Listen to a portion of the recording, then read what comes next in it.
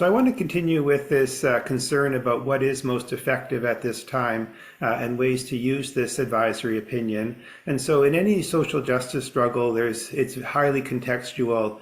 What are the points of greatest success or moving things forward? I think both of you may have touched upon this already, but I did want to make sure that we fully canvass this. And so I have a question about if there are some very particular specific aspects of our current context, either internationally or domestically here in Canada, that are most conducive to using the advisory opinion to work for justice for the Palestinian people.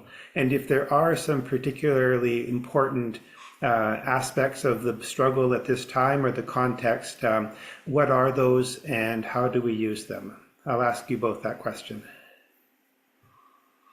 Maybe I could pick up around an example around divestment. So certainly we have seen and saw at University of Victoria the work that's happened both in terms of the encampment, but also I'm sure work in the back room that I won't necessarily know about of trying to influence and work with administration and board or others. And that's been the same across many universities in Canada and the US and elsewhere. And so that divestment work, I mean, ties very directly to the complicity with war crimes, because a good part of the focus of the call for divestments are companies that are already on the United Nations database as companies that are complicit in war crimes, and other trusted sources like whoprofits.org and American Friends Service Committee Investigate, which tracks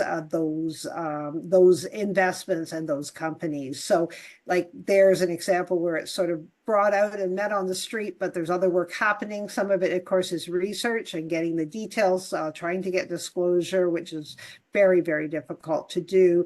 But if we were to take that sort of to another step with a Quebec-based example, work that our organization and others have done for 3 or 4 years has been around a number of public pensions where there is disclosure, and the local community and coming out of the student encampments in Quebec grabbed the analysis for the Quebec public pension, and also a Montreal-based transnational company, engineering company, WSP Global, which has been the project manager for the East Jerusalem or the Jerusalem light rail, which basically has been entrenching colonization of the occupied territory for a lot of years, but somehow didn't end up on the United Nations list. So there's been work that has been done since 2020 with formal submission from Al-Haq, the Palestinian human rights group, and our group to the United Nations to outline a case for adding that company. That company has big holdings in the Quebec pension plan.